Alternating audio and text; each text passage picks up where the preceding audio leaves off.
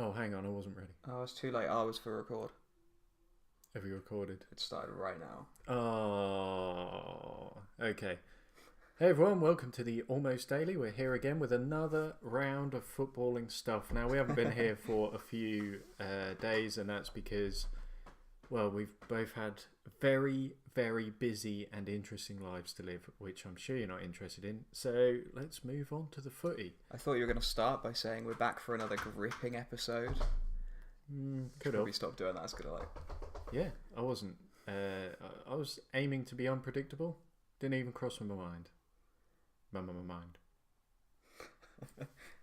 Anyway, so on to what is it now? Week 6? I think it's week 6. Week 6, my God. If you're listening to this all in one go, it must seem like it's week 6, which it is. Lucky So, you if you're listening to it all in one go. if you're listening to the 6th episode, you must be enjoying it. So by now, there is no need to self-deprecate on our own show. Superb. So Anyway, who's been? so here we are, drinking tea and doing the do. Who this week or last week in football has beat their Died. duck? Oh, Beaten their duck. No, it's not beaten their duck. I don't remember. Broken. Who in football over the last weekend has broken their duck? I would say that this weekend's big duck breaker is West Ham, because they had 0 true. points. I was just thinking this should be like a weekly feature. What? Who's broken their duck? Yeah. So Steve, who over the weekend has broken their duck? That's only because you're like the only human in Britain that hadn't heard of breaking your duck. There'll be many, many others. There won't. There'll be There at least will be one like other. none. There'll be at least You're, one other you're person. the one person. So Well- to you, this segment is absolutely fantastic. The problem I have is I think I'm hilarious, so I think this is a really good idea for a feature. Okay, we'll do So it. anyway, get back to it. Who over the weekend in football broke their duck? West Ham, mate. Right. Yeah, Because they lost. West Ham. No, they won. Oh, That's but no, 3-1. If you break your duck, it's a good thing. I thought it was bad because you Crap like thing. threw it out of the pram and you've broken it. No, that's you breaking your duck's egg. As far as because we actually had to look it up to find out where it came from. Yep. But So West Ham is good. West Ham is good. Yeah, they won away at Everton as well. So they did really well. Scored a few goals. Yeah, they played quite well. I think on another day Everton would have got something out of it, but Well, they got one goal. Mm-hmm. So that class is getting They did something hit out the of it. bar. They put a lot of pressure on when because they were 2-0 down. Then it went to 2-1, and then it went to 3-1. But Everton did have a few chances to equalise. But yeah, it's a really good result. So West Ham are the duck breakers this week. They had 0 points, and now they have 3. They are the big egg beaters. Yeah, I think to be fair, West Ham will get themselves together now, and they'll probably go on a little bit of a run. They're definitely not a bottom 3 team, certainly not. Mind you, I'm just looking at the table there. Cardiff are still not bottom, and we've pegged them to be the absolute losers this season, and they are 4th from bottom at the minute. They've got a couple of points. Still time though. Oh yeah, plenty of time. I'm for quite them to shocked by finish bottom. Newcastle. I thought they'd be doing better. But Yeah, you did peg Burnley to have a shitty season though, and they are rock bottom at the minute, so they just can't get anything going after that sort of early Europa League run. shame. But yeah, they lost today to Wolves, which was good for me because I had Wolves in the fantasy. Quite a few players there. Got you a lot of points today. They got me quite a few, yeah. So, I only got 29 points altogether. We're kind of skipping ahead, but I got 29 points in Well, I was fantasy. going to say you don't have to skip ahead. We which could was have absolute shite. cleverly brought it back later on. We could have. How about we bring it back later on? Okay, I'm not going to tell anyone how many carry points on the I Premier got. League. You'll have to wait Yeah, and find out. that will be the exciting reveal. The big conclusion. You'll hear us as we rip the Velcro pad. Ian's got. That'd be the very end. It'd be like, and this week I have, and then I'll tell you, and then that'll be the end. Yeah. Dun, End dun, of the episode. dun. Gripping podcast. Return for episode 7 when we find out, did Ian really have 112 points? No. Shit, I've ruined So anyway, there was some football over the weekend. Yep, so we've sort of delved a little bit around the bottom of the table there with West Ham breaking their duck. They did really well. But, I mean, you've got to go some Liverpool and Chelsea, 5 wins out of 5. I think the Chelsea manager, he became only the fourth manager in history, I think they said on Match of the Day, to win his opening 5 games. The fourth new manager, that is, to win his opening 5 games. And Liverpool haven't won their opening 5 games since 1990 or something. That was around the last time they actually won the title. So lucky then. they look really good away victory at Spurs. It should have been way more than 2-1. They were all over them.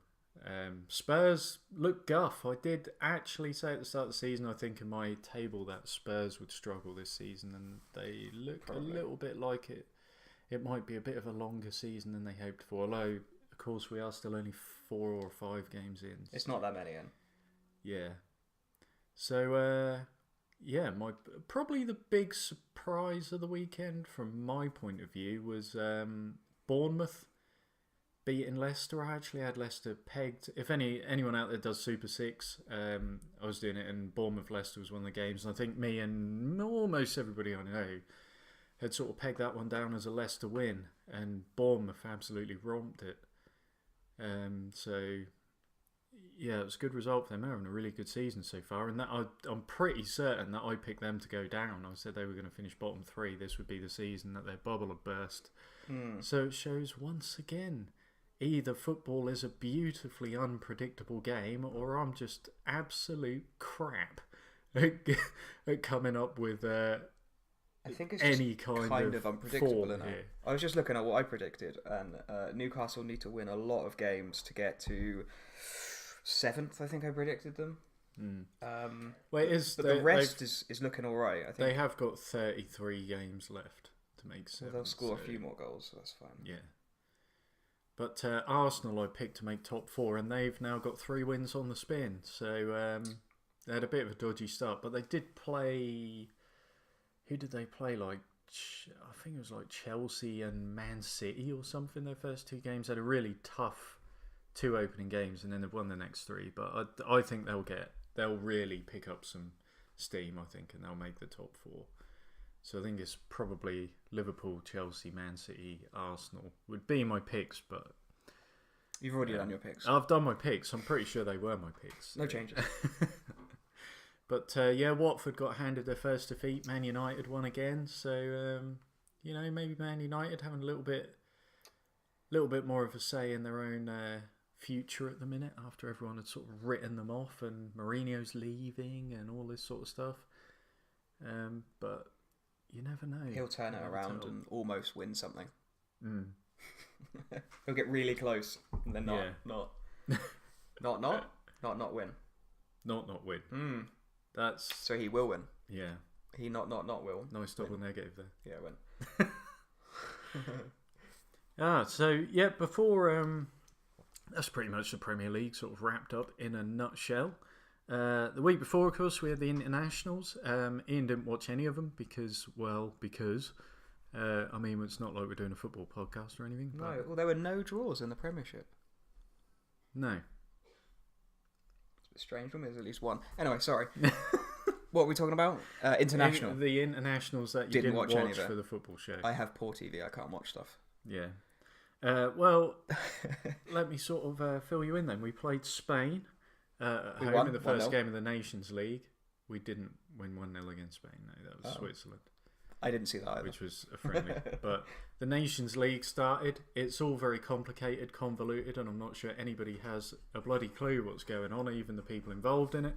But essentially, I think if we win like 4 games or 6 games or something, I don't know, we could possibly make the Euros without going through the qualifiers. Although we'll still do the qualifiers, but if we don't get there from the qualifiers, we would still qualify. I don't know. It's all kind of ludicrous, but either way, just money. Well, we got beat. Yeah, it is. They want more competitive football. I don't mind it. I mean, it's nice when it's competitive games, but England, I thought personally that they looked all right. We set up like we did at the World Cup. We still haven't. I mean, everybody's been talking about it, all the pundits and everything, but we haven't got that kind of creative midfielder who can sort of pick through a tightly woven defence. But we came in for a bit of unfair flack, I think, and people saying that like we some of the pundits were saying we were brutally exposed and it was sort of coming back down to earth. But I think the Spaniards they've always, well, for the past 10 years plus, they've been that good. They press high, they press hard, they harass all the time. They've got really, really good players. And we lost 2-1, and ultimately, had Marcus Rashford taken one of the other couple of chances he had, we did have to poke it long sometimes, trying to avoid their midfield. But ultimately, we were in it until the end of the game, and we could quite easily have got a draw. And I think possibly our performance was mildly vindicated by the fact that Croatia went to Spain a few days later and lost 6-0. Good. So, and obviously, if you remember that far back, Croatia made the World Cup final this summer. So, shock result. So, yeah, it was. It was a really shocking result. But as Spain, as we were sort of getting a bit hammered over the Spain thing, I actually thought that sort of indicated our performance a little bit. But a few days later, we played Switzerland. Again, we looked a bit shambolic at times in the first half. Jack Butland looked dreadful. He looked really uncertain in goal. He made a couple of gaffes. He almost kicked it into his own net at one point. That's a great word. Shambolic. I really like it. Shambolic, yeah. Well, should we get that in more often? I think we're going to have a shambolic segment as well. The shambles of the week. I think we should. Well, we've got 2 now, so... Shambolic. Sorry, just have a sip of tea. Lovely. But yeah, we look. Second half, we came out and did a bit better, and I think it was Danny Rose said the players had all had a bit of a go at each other at half time, so that was pretty good. Well, it's pretty good that they'll sort of pull each other up if they don't feel they're doing well, and they look decent. Although I'm still wondering what the hell's happened to Harry Kane. He just seems to have. I don't know. I still think he's playing really deep. For England and for Spurs, it seems like we've decided that there's going to be a runner who's going to play right up top on the shoulder, and Kane is going to drop deep and try and pick the ball up and stuff. But you're like, he's your world class striker. I mean, it just seems like as a captain, he doesn't want to be the main guy. He doesn't want to be that person. He wants to support the team. He doesn't want to be like the glory, it's me. He wants to be like, right, you run there, I'll pass the ball, rather than it could be. That's what it feels like anyway. So I think some of it is down to probably what they're being told, though, like tactics as well. Because at Spurs now, they've got, you will watch the Man United game with us, and the guy up front, Lucas Moura, who scored, he's really quick, wasn't he? So Harry Kane was he scored his goal from a corner, from a header, but it seems like Kane is knocking the ball onto Moura, and Moura's trying to play off the back, so Kane's dropping into the little spaces in between. But I don't really like him playing like that. I don't really like it when he pulls out to the wing and then he's crossing the ball in, and you're like, he should be in the box. Maybe, but there's got to be a reason, though. You have all these people that get paid so much money to analyse and do the statistics. There must be a reason why he's doing it. Yeah. After all, we're just a couple of armchair pundits, right? We just watch and say some stuff. Yeah. I just don't know what's happened to him. He just doesn't look like he's at all with it to me. Maybe he's knackered. Could be. He's just not fit enough, but they don't want to leave him out of the team, so... Possibly. Never know. We will never know. Well, we might do. This is an age of social media where everything gets put on there. It's, it's going to turn out he's got like a secret family in Australia or something. He's flying back and forth, and that's why he's wiped out. Oh dear. Anyway, no, I'd like to disclaim that Harry Kane does not have a secret family in Australia. Unless it's true, then we called it. Not like Ian Botham. I'm sure it was Ian Botham, wasn't it, the cricketer? We find out ages later that he had like a wife and kids in Australia as well as here. Brilliant. Oh, beefy. Anyway, so we're moving on from that. Yeah, the internationals, I think, were relatively successful. Let's sum it up like that. Shambolic. I'll tell you what was incredibly successful this past week, and that was one Norwich City beating unbeaten Middlesbrough and keeping a clean sheet into the bargain. My word, will wonders never cease. That probably fucked up everyone's accumulator. Probably. Yeah. Didn't see that one coming. Really didn't see that one coming. I was going to say, I didn't watch it. I didn't see that one. What are the highlights? Well, it wasn't on the television. That's why. Yes. Why was that not on the television? Because none of the 3:00 games on a Saturday are on live TV. Not To in the try UK and drive anyway. people to go to the ground, or Yes, that's exactly why. brilliant. So it's to protect revenue and like attendances, That crowd seems fair. attendances. Okay, that makes sense. It's a bit annoying, but sure. Because otherwise you end up like Italy, where they've got big No one. stadiums and no one sits in them. Juventus built a new stadium, and they built it with a smaller capacity than their old stadium, so that it felt like the stadium was full and all that, because it wasn't. And then they signed Ronaldo, and ironically, they probably need more seats now. Wouldn't it just been easier to like reduce the price of the tickets or something? Or were the tickets more than the like? I don't know, because It's you've crazy. got your season ticket holders, so you can't really reduce too much, true. otherwise they're going to get pissed off. But the thing is, they all do, in Italy, I know this is kind of a sidetrack, but they all do like individual TV deals, I think. So like Juventus make their own deal with a TV network, so then Yeah. the fans can watch every single game Ooh, I got a at question. home. So So don't go. is it Spain are now having to do a couple of matches in America? What's that? Because I've read it, but I haven't really looked into it. Right. Well, I've read that this is part of their brand expansion, which But they're all pissed actually, off. well, it pisses me off as well, because you're like, if Norwich did one game a season in the States, that would piss me off, especially if I was a season ticket holder, which I'm not, because I haven't got the time or the money to be a season ticket To holder. waste on. Oh, To waste. Jesus. You bastard. But no, so to hold the one in the States, it's kind of like the NFL thing. Like the fans get annoyed because one of their home games is over here. but that at makes Wembley. sense for them because it's boosting. Well, I suppose it boosts revenue. But for... it doesn't make sense if it's your club and you No. miss one regular season home game, which like maybe you go to every home game, so you get. Are the in NFL ones extra? Are they Well, non-league? No, they're league game, so they play it over here. So like I think Barcelona Girona is the first one, but Girona would be at home. Yeah. So they've had to refund their season ticket holder fans for one game. But if it's 38 games. So yeah, there's 19 home games, isn't it? So they're getting like one less home game. They're only getting 18. I mean, home I games. think it's really clever, but everyone seems pissed by it. It's for the league to market the league, but it's as always when they do things like that, it ends up being the fans who are shortchanged, in my opinion, anyway. Because what are they going to do? Are they going to expand it further? And then what if some clubs don't want to take part? Is Girona going to lose 2 home games next Do time? they or automatically 3, lose the or- points, or it seems like they would have been better off just focusing on MLS because it seems like they're putting loads of money into that. Why not just promote that in Spain and England and everywhere else more? I think MLS's problem is that it's not run the same. It's run like the NFL. So you get like the college kids who come out of uni or whatever college. They come out of there and then they get drafted and they try and keep it level playing field. But you can have like a handful of I can't remember what the term is, but they're like marquee players basically who you can break the wage structure for to sign. That's how like Zlatan has gone to LA and things like that. But all the players are owned by the MLS and not by the individual clubs. They all have contracts with the MLS. Oh, okay.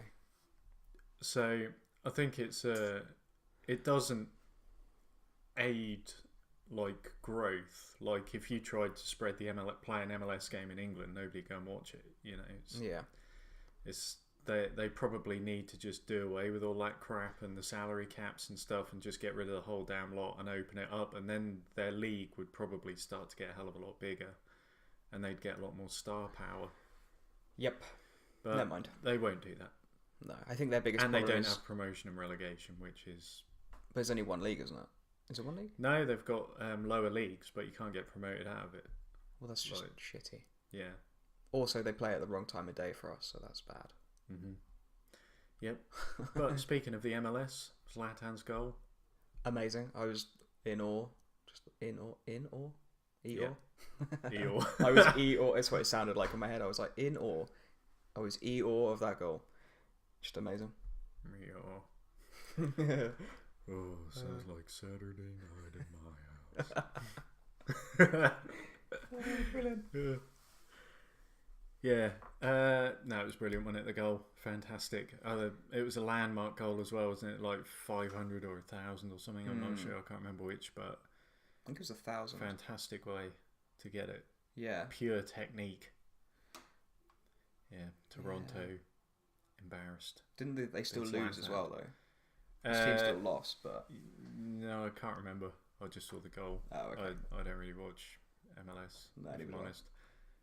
I've tried watching it, but it's the Painful. standard's not there. Yeah, some of the defending is like pub league defending. Yeah. It's ridiculous. I think they're probably the MLS. Apart if you took out like the Zlatans and whatnot, just the regular guys who play MLS, it's probably going to be somewhere between League One and the Championship. I think the standard is not that great. I would say some of the MLS teams would struggle in the Championship. Yeah, definitely. So, yeah, big drawback for them. Yeah. Anyway, on to what else have we got to discuss? How about a bit of wife bet? The only thing sure. I've got to say about wife bet is that I haven't done any wife bet. Yeah, I was going to say I I've forgot got, on yeah. International Week, and then I forgot this week as well. So we're really going to have to get back on that. We kind of missed a show, didn't we? So we both forgot, and then we missed a show. So then we didn't plan one for the week just gone or the weekend just gone. I know everybody's going to be sitting there going, "These fucking guys, man, are fucking shortchanged." I was only listening for wife bet, and now Honestly, it's a great feature. So it is. It's a hell of a feature. It took all of about 3 seconds to think of. It was kind of off the cuff, wasn't it? I'll tell you what we could do. Yeah, here's a good the idea. Misses to bet. Should How we about do that? for this one? Do a scoreline bet for the Southampton Brighton. That? Well, that's tomorrow night. Yeah. You want them just to pick the score, and then we'll bet on it. Should we? I don't know. I mean, Yeah, what why are you not? thinking? Done. I reckon we should do it. What's I'll next just week? have to remember to put it on. Well, is next week going to be easier? I just think if we do just the scoreline on one game for a Got it. change. Yeah, we'll do that this week for a change. Why not? Should we do Man City Cardiff? We could do. Do you want to do Southampton Brighton tomorrow and then Man City Cardiff at the weekend? Yeah. Score. So they're just going to go for score. I reckon we go score and first scorer, because that's how you ramp up the cash. Ooh, okay. Who's the first scorer? What? So they do it as an accumulator. We'll First scorer and... They pick the score. We pick the first scorer. Okay, that sounds fun. Because they don't know who the players are, do they? Because I think the Man City Cardiff is going to be quite a goals galore game. For Man City, maybe. I reckon if Cardiff score, that'd be amazing. I can't wait to see Emily pick Cardiff to win like 6-0. 3-2 or something. Yeah, I could see Cardiff scoring first, just to really they throw did Man yesterday City. against Chelsea, but then lost 4-1. Yeah, Man City aren't always that good. They could bottle it, and Cardiff could get an easy. They could get a fluke first goal. You say they're not always that good, but I think they lost like twice in the league last season, and they're undefeated this season So far. so far. And then Cardiff comes along and scores first, and then loses 6-1. Could be. That's my bet. Not Yeah. putting money on it. Cardiff are going to score first, but then Man City will win 6-1. Sounds good. I reckon they're going to do it. What, They'll do 6-1? it. Yeah, Cardiff 6-1. No, Man City 6-1. Oh, yeah. I was going to say if Cardiff wins 6-1, then I don't know. That would probably be greater odds than Leicester win the Premier League. Be I reckon. horrendous, wouldn't it? Cardiff to beat Man City 6-1. I bet it doesn't even exist. It's that far away. I have no idea. I'm trying to look for it, but that's probably going to take a while. It'll be huge. If it exists, you probably have to ask for it, because they think nobody would be that fucking stupid as to bet on Cardiff to win 6-1.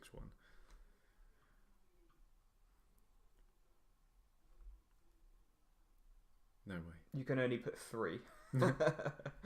What's 3-1? 150 to 1. Yeah. So it's going to be a lot. Well, we'll bang that in then, shall we? Not that score. We'll get the ladies to pick the score, and we'll pick the scorers. Ooh. Man City 6-1, 40 to 1. That's not actually that bad. Stick a tenner on that. You could see that happening. I'd stick £1 on it because Big spender. Yeah, that's a point actually. What's that? Let's just make sure we're on the same page here. Right. You're going to put 100 pence on this score, right? What, on each one or both?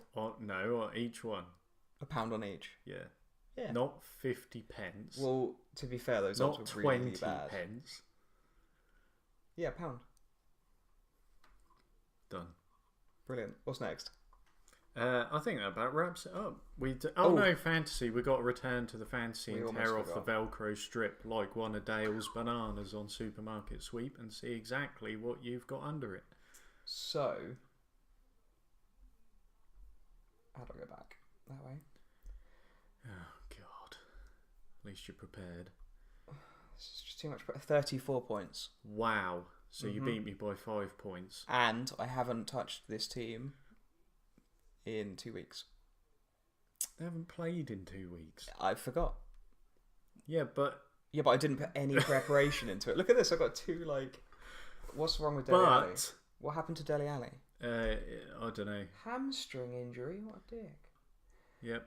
Loftus-Cheek is 75% chance of not playing, so he didn't play. Nope.